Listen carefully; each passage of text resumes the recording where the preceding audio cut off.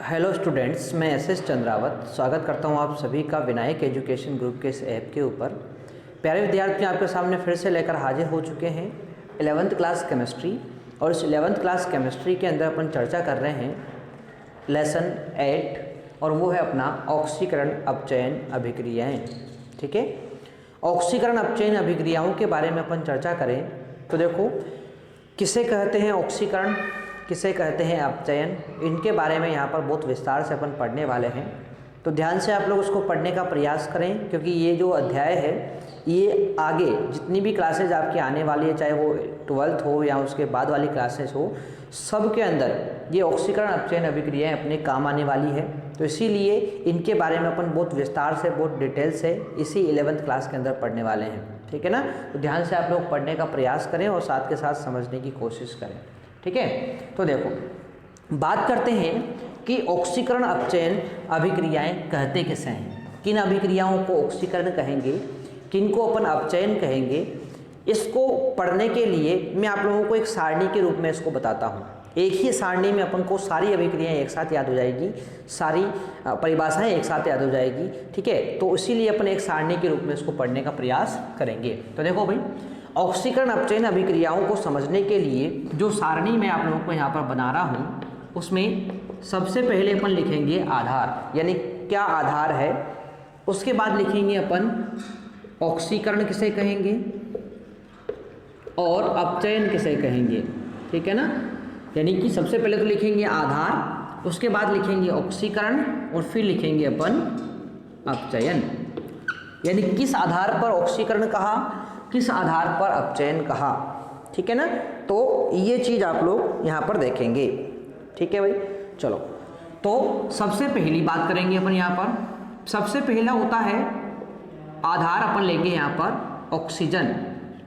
देखो, ऑक्सीजन का मतलब क्या होता है, ऑक्सीजन आधार का मतलब ये हुआ कि ऑक्सीजन जुड़ने और ऑक्सीजन हटने, या फिर बोल सकते हैं ऑक्सीजन का जुड़ने के आधार पर, ऑक्सीजन के निष्कासन के आधार पर अपन इसको बांटते हैं। अब सुनो, मैंने क्या बोला, ऑक्सीजन के आधार पर, तो इसका मतलब क्या होता है, देखो सुनो ध्यान से। किसी भी तत्व में, किसी भी यौगिक के अंदर ऑक्सीजन का जुड़ना क्या कहलाता है, ऑक्सीकरण कहलाता है। और तत्व यौगिक अणु से ऑक्सीजन का हटना, ऑक्सीजन का निष्कासित होना क्या कहलाता है, अपचयन कहलाता है। ठीक है ना, तो परिभाषा भी अपन इसी प्रकार से लिखते हैं कि किसी भी तत्व, परमाणु, यौगिक जो होता है उसके अंदर ऑक्सीजन का जुड़ना तो क्या कहलाएगा, ऑक्सीकरण कहलाएगा। ऑक्सीजन का हटना क्या कहलाएगा, अपचयन कहलाएगा। ठीक है ना, इस प्रकार से अपन परिभाषा यहाँ पर लिखते हैं। ठीक है ना, तो उसी चीज को अपन यहाँ पर लिख लेते हैं। देखो क्या बोला मैंने कि ऑक्सीजन का योग होना, ये तो क्या कहलाएगा, ऑक्सीकरण कहलाएगा। ठीक है, और ऑक्सीजन का निष्कासन होना, ठीक है, निष्कासन होना, ये क्या कहलाएगा, निष्कासन होना कहलाएगा अपचयन। ठीक है भाई, तो ये बात यहाँ पर आ गई है अपनी ऑक्सीकरण व अपचयन के बारे में। अब उदाहरण की सहायता से समझ लेते हैं इस चीज को। तो देखो, बहुत सिंपल सी बात है, ये कार्बन है, कार्बन में क्या जुड़ गया, ऑक्सीजन जुड़ गया और क्या बन गया, CO2। तो देखो भाई क्या हुआ यहाँ पर, ध्यान से देखो, ये कार्बन था, कार्बन किस में बदला, CO2 में बदला। कब बदला CO2 में, जब ऑक्सीजन जुड़ा। कार्बन में ऑक्सीजन जुड़ा तभी तो क्या बना, CO2 बना। इसका मतलब क्या हुआ, ऑक्सीजन का जुड़ना हुआ, मतलब क्या हुआ, ऑक्सीकरण हुआ। तो ये अभिक्रिया किसका उदाहरण हो जाएगी, ऑक्सीकरण अभिक्रिया का उदाहरण हो जाएगी। ठीक है, इसी प्रकार से अपन बात करते हैं यहाँ पर कि देखो Cu2O प्लस H2, इसके बारे में बात करें अपन, क्या हुआ, हाँ, तो Cu2O नहीं लेंगे, CuO लेंगे अपन यहाँ से। ठीक है ना, तो CuO कॉपर का ऑक्साइड है प्लस H2O अपन ने यहाँ पर ले लिया। तो यहाँ से क्या हो जाएगा, एक मिनट, इसको थोड़ा सा अपन करेक्शन करेंगे यहाँ पर, CuO प्लस H2, हाइड्रोजन ले लेते हैं, है ना, H2O तो यहाँ पर बनेगा। तो देखो CuO प्लस H2 अपन ने लिया, अब क्या बनेगा यहाँ पर, तो देखो Cu प्लस H2O।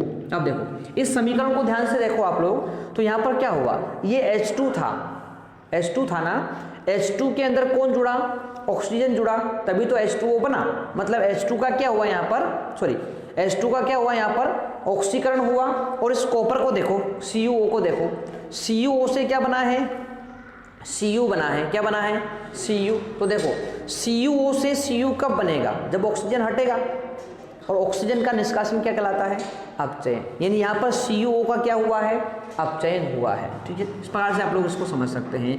ठीक है ना, तो ये अभिक्रिया ऐसी है जिसके अंदर इसका तो क्या हुआ, अपचयन, और इसका क्या हो सकता है, ऑक्सीकरण हो सकता है। अपन को तो समझना क्या था, अपन को अपचयन समझना था। ठीक है ना, तो उस चीज को अपन यहाँ से इस प्रकार से समझते हैं। तो आ जाएगी बात समझ में। पहली परिभाषा तो क्या बताई मैंने, ऑक्सीजन के आधार पर किसी भी तत्व के अंदर, किसी भी यौगिक के अंदर ऑक्सीजन का योग होना क्या कहलाता है, ऑक्सीकरण। यानी ऑक्सीजन का जुड़ना तो कहलाता है ऑक्सीकरण, और ऑक्सीजन का निष्कासन होना या ऑक्सीजन का हटना क्या कहलाता है, अपचयन कहलाता है। ठीक है ना, तो ये तो थी अपनी पहली प्रकार की परिभाषा। उसके बाद दूसरी बात करेंगे अपन, और वो है अपना हाइड्रोजन। यानी दूसरा आधार अपन क्या लेंगे, हाइड्रोजन लेंगे। ठीक है, अब देखो हाइड्रोजन के आधार पर मतलब क्या हुआ, तो देखो बहुत सिंपल सी बात है, ऑक्सीकरण किसे कहेंगे, तो H2 का निष्कासन होना, H2 का निष्कासन होना, यानी हाइड्रोजन का बाहर निकलना क्या कहलाता है, ऑक्सीकरण कहलाता है। ठीक है, और H2 का जुड़ना, H2 का जुड़ना या योग होना, H2 का योग होना, ये क्या कहलाएगा, अपचयन कहलाएगा। हाइड्रोजन का निष्कासन होना ऑक्सीकरण कहलाता है, हाइड्रोजन का जुड़ना अपचयन कहलाता है। तो देखो भाई ध्यान से देखना, एग्जाम्पल ले लेते हैं, HI, इसकी क्रिया करा दी अपन ने किससे, H2O2 से। अब देखो HI की क्रिया जब H2O2 से की जाती है तो क्या बनता है, I2 बनता है। क्या बनता है, I2 प्लस 2H2O यहाँ पर बनेगा। अब ध्यान से आप लोग देखो, तो यहाँ पर HI था, क्या था, HI। ठीक है ना, इसको मैं यहाँ पर 2 लगा देता हूँ। तो देखो HI था, HI से क्या बना, I2 बना, HI से क्या बना, I2 बनने का मतलब क्या हुआ, यहाँ से हाइड्रोजन हटा, हाइड्रोजन यहाँ से हट गया ना भाई, तो हाइड्रोजन के हटने को क्या बोलते हैं अपन, ऑक्सीकरण कहेंगे। क्या कहेंगे, ऑक्सीकरण। निष्कासन का मतलब क्या होता है, हटना। ठीक है, HI से क्या बना है, I2 बना है, मतलब हाइड्रोजन हटा है, और हटने को क्या बोलते हैं अपन, ऑक्सीकरण कहते हैं। ठीक है ना, इसी प्रकार से अपचयन की बात कर लेते हैं। तो देखो इसमें एग्जांपल ले लेते हैं अपन, 2Na प्लस H2। ठीक है, तो यहाँ पर बनता है 2NaH। अब सुनो ध्यान से, इस अभिक्रिया को देखें तो सोडियम से क्या बन रहा है, NaH बन रहा है। अब सोडियम से NaH बनने का मतलब क्या हुआ, सोडियम में हाइड्रोजन जुड़ा, और हाइड्रोजन को जुड़ने को, हाइड्रोजन के योग होने को क्या बोलते हैं, अपचयन कहते हैं। ठीक है ना, तो वो सिंपल सी बात है कि किसी भी तत्व में, परमाणु में, यौगिक में ऑक्सीजन का योग होना क्या कहलाता है, ऑक्सीकरण कहलाता है। हाइड्रोजन का निष्कासन होना भी क्या कहलाता है, ऑक्सीकरण कहलाता है। इसी प्रकार से अपचयन किसे कहेंगे, ऑक्सीजन का निष्कासन होना अपचयन कहलाता है, और हाइड्रोजन का योग होना अपचयन कहलाता है। ठीक है ना, तो ये दोनों परिभाषाएं इसकी हो सकती है। आ जाएगी बात समझ में। चलो इसके बाद तीसरे आधार पर अपन परिभाषा की बात करें कि परिभाषा का तीसरा आधार क्या होगा, तो तीसरा आधार होता है ऋण विद्युतीय तत्व। ऋण विद्युतीय तत्व। अब देखो ऋण विद्युतीय तत्व कहते किसे हैं, तो देखो बहुत सिंपल सी बात है, ऐसे तत्व जिनके ऊपर ऋणावेश हो, जिसके ऊपर क्या आ जाए, ऋणावेश आ जाए, उसको क्या बोलेंगे, ऋण विद्युतीय तत्व कहते हैं। ठीक है, तो उस ऋण विद्युतीय तत्व के आधार पर भी अपन क्या कर सकते हैं, ऑक्सीकरण व अपचयन में अंतर बता सकते हैं। तो देखो भाई बहुत सिंपल सी बात है, ऋण विद्युतीय तत्व का योग होना, ऋण विद्युतीय तत्व का योग होना, योग होना तो क्या कहलाता है, ऑक्सीकरण कहलाता है।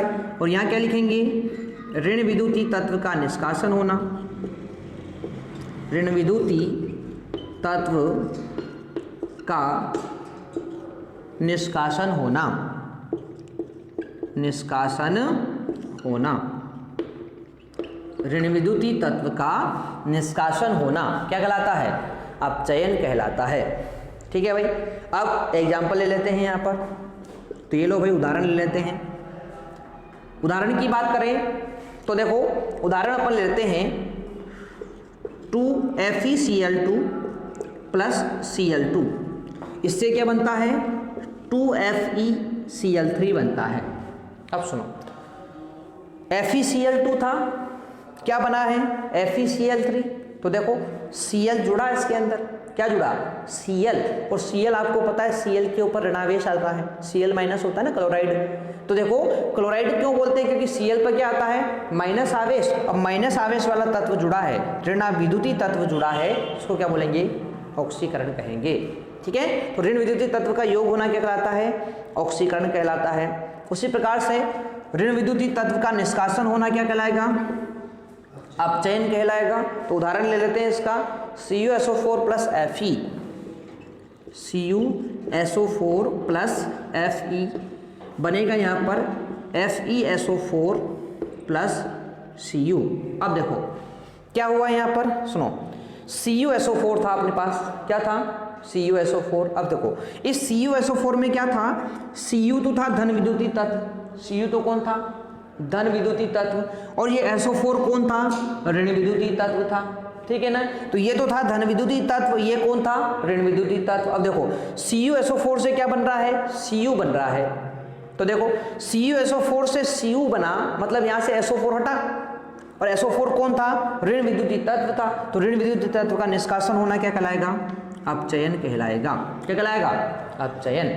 ठीक है, आ जाएगी बात समझ में ये। अच्छा, इसको अपन एक तरीके से और समझ सकते हैं। देखो अपन ने यहाँ बोला था ऑक्सीजन का योग होना, अब आपको पता है ना ऑक्सीजन के ऊपर भी ऋणावेश आता है, ऑक्सीजन के ऊपर क्या आता है ऋणावेश। तो देखो अपन ने जो पढ़ा है ये तो अपन जानते हैं, ऑक्सीकरण क्या होता है, ऑक्सीजन का योग होना क्या कहलाता है ऑक्सीकरण कहलाता है। तो देखो भाई ऑक्सीजन भी तो ऋण विद्युतीय तत्व ही था, इसके ऊपर भी तो ऋणावेश आता है ना भाई। तो यहाँ पर ये तो बोल रहे हैं ऋण विद्युतीय तत्व का योग होना, तो चाहे ऑक्सीजन का योग होना बोलो चाहे ऋण विद्युतीय तत्व का योग होना बोलो, बात एक ही है। उसी प्रकार से यहाँ देखो ऑक्सीजन का निष्कासन, तो भाई ऑक्सीजन क्या होता है ऋण विद्युतीय तत्व तो होता है, तो उसका निष्कासन होना क्या कहलाएगा अपचयन कहलाएगा। ठीक है, तो इस प्रकार से भी आप लोग उसको याद रख सकते हैं। ठीक है, अगला चौथा आधार क्या होता है भाई, तो चौथा आधार होता है धन विद्युतीय तत्व, धन विद्युतीय तत्व।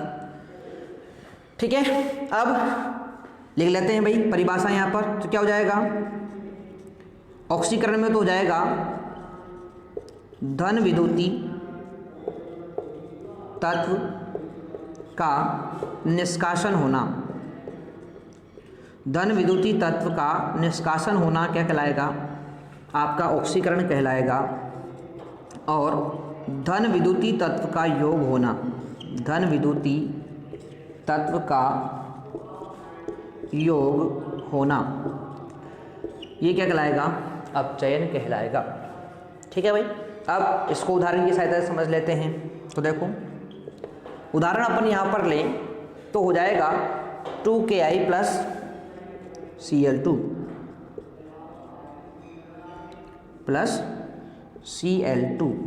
ठीक है ना, तो यहाँ से बनेगा अपने पास I2 प्लस 2KCl, KCl यहाँ पर बनेगा। ठीक है, अब सुनो ध्यान से, देखो अपने पास क्या था Ki था, Ki में आप लोग देखें तो Ki के अंदर ये जो K है ना आगे वाला ये तो था धन विद्युतीय तत्व, और I क्या था ऋण विद्युतीय तत्व, ये है धन विद्युतीय तत्व, ये है ऋण विद्युतीय तत्व। अब देखो बना क्या है Ki से बना है I2, Ki से क्या बना है I2 बना है। तो ध्यान से देखो Ki से I2 बना, मतलब K हटा और K क्या था धन विद्युतीय तत्व था, तो धन विद्युतीय तत्व का निष्कासन होना क्या कहलाएगा आपका ऑक्सीकरण कहलाएगा। इसी प्रकार से आप चेन के उदाहरण की बात कर लेते हैं, जिसका उदाहरण अपन लेते हैं I2 प्लस Hg। ठीक है, तो I2 प्लस Hg अपन ने यहाँ पर ले लिया है। अब इससे बनेगा क्या, बनेगा यहाँ पर HgI2, ये बन गया। अब सुनो यदि इसके बारे में बात करें तो देखो ये कौन था, ये Hg कौन था धन विद्युतीय तत्व है। अब सुनो ये I2 था, I2 से क्या बना HgI2, मतलब इसमें कौन जुड़ा Hg जुड़ा और Hg क्या है, धन विद्युतीय तत्व है, तो धन विद्युतीय तत्व का योग हुआ है, इसलिए इसको क्या बोलेंगे, अपचयन कहेंगे। अच्छा, इसको याद करने का तरीका क्या होगा, तो भाई ये भी बहुत सिंपल सी बात है। ये देखो इधर हाइड्रोजन क्या होता है, आपको पता है हाइड्रोजन के ऊपर प्लस आवेश आता है, हाइड्रोजन के ऊपर क्या आता है, प्लस आवेश, यानी हाइड्रोजन को आप लोग क्या बोल सकते हैं, धन विद्युतीय तत्व बोल सकते हैं, ठीक है ना। तो हाइड्रोजन का निष्कासन बोलो या धन विद्युतीय तत्व का निष्कासन बोलो, बात तो एक ही हो गई है ना। वैसे ही हाइड्रोजन का योग बोलो या धन विद्युतीय तत्व का योग बोलो, बात तो एक ही हो गई, ठीक है ना। तो आप लोग केवल इन दो को याद रखो, ये दो तो अपने आप याद हो जाएंगे, ठीक है ना। चलो, तो ये हो गया अपना चौथे प्रकार की अपनी यहाँ पर बात हो गई है, ठीक है ना। अब इसके बाद पांचवा आधार भी अपन यहाँ पर ले लेते हैं, और वो पांचवा आधार क्या होगा, तो इसके बारे में थोड़ा सा मैं आप लोगों को यहाँ पर बता दूँ, ठीक है। नीचे अपनी जगह कम है, इसलिए अपन थोड़ा सा ऊपर इसको लिख लेते हैं, ठीक है भाई। चलो, तो ये चार आधार तो कंप्लीट हो जाएंगे। अब बात करेंगे अपन पांचवें आधार के बारे में, और वो होता है भाई, पांचवा आधार आपका है ऑक्सीकरण अंक में वृद्धि व कमी के आधार पर, ठीक है। ऑक्सीकरण अंक में वृद्धि व कमी के आधार पर अपन बांटेंगे, ठीक है, यह परिभाषा देंगे। तो ध्यान से आप लोग इसी तरह से इसको समझते रहें भाई, ठीक है ना। ये छोटी छोटी सी परिभाषाएं आप लोगों को खुद से बना के लिखना है इस प्रकार से कि भाई ऑक्सीकरण किसे कह सकते हैं और अपचयन किसे कह सकते हैं, ठीक है। चलो, अब बात करते हैं अपने यहाँ पर अगला आधार कौन सा है, पांचवा, तो वो होता है ऑक्सीकरण अंक। ऑक्सीकरण अंक, अब सुनो भाई ध्यान से, ऑक्सीकरण अंक का मतलब कैसे क्या होगा, तो ध्यान से देखो, ऑक्सीकरण किसे कहेंगे, तो देखो ऑक्सीकरण अंक में वृद्धि होना, ऑक्सीकरण अंक में वृद्धि होना, ये तो क्या कहलाता है, ऑक्सीकरण कहलाता है, ठीक है ना। और ऑक्सीकरण अंक में कमी होना, ये क्या कहलाएगा, अपचयन कहलाएगा। ऑक्सीकरण अंक में कमी होना, ये क्या कहलाएगा, अपचयन कहलाएगा भाई, ठीक है। तो वृद्धि होना तो क्या कहलाएगा, ऑक्सीकरण कहलाएगा, कमी होना क्या कहलाएगा, अपचयन कहलाएगा।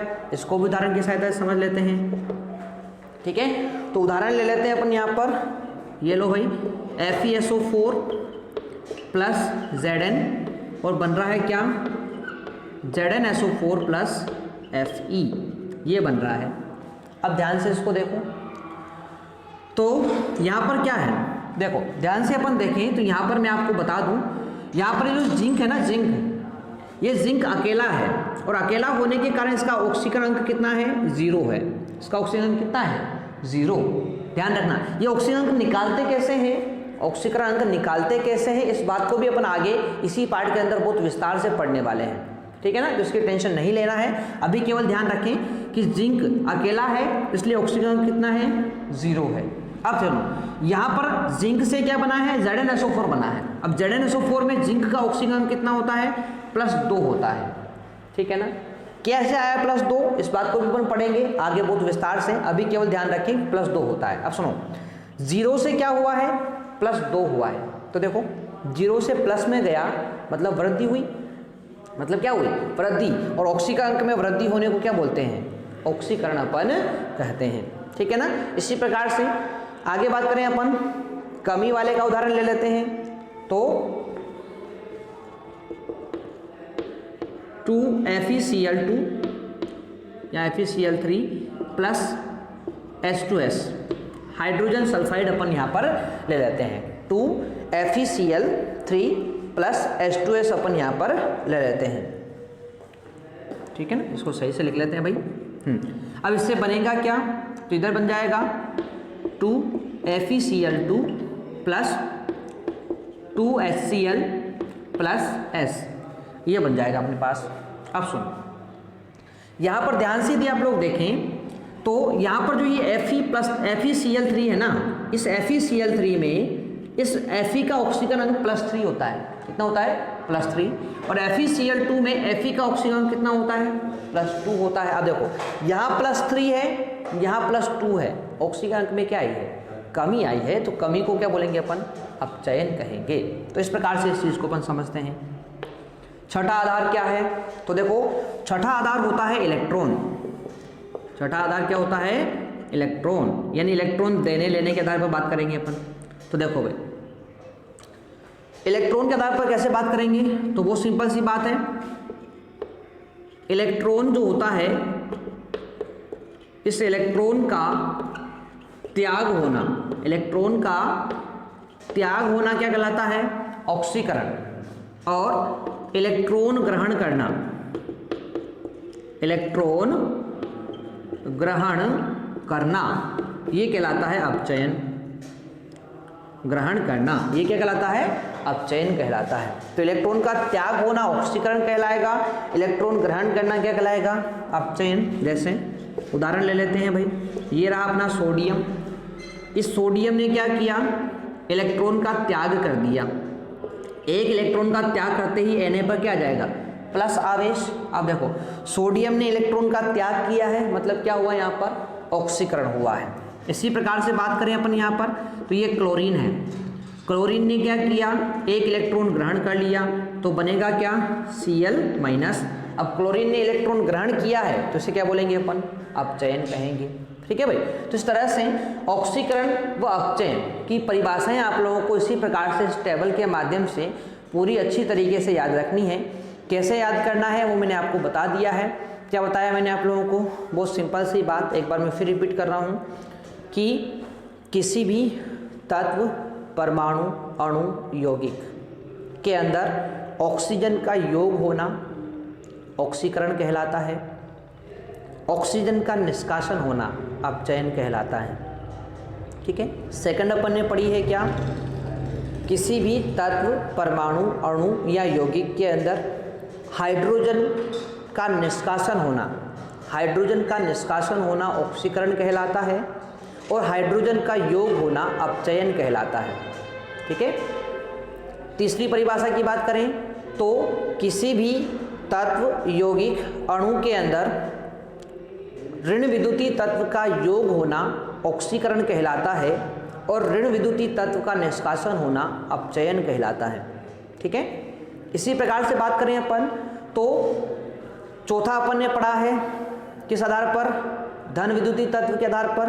तो देखो किसी भी अणु, परमाणु, यौगिक से धन विद्युतीय तत्व का निष्कासन होना ऑक्सीकरण कहलाता है, धन विद्युतीय तत्व का योग होना अपचयन कहलाता है। ठीक है। 4 परिभाषाएं होगी। 5वीं परिभाषा अपन ने पढ़ी है ऑक्सीकरण अंक के आधार पर। तो किसी भी तत्व के ऑक्सीकरण अंक में वृद्धि होना क्या कहलाता है, ऑक्सीकरण कहलाता है। ऑक्सीकरण अंक में कमी होना क्या कहलाता है, अपचयन कहलाता है। ठीक है।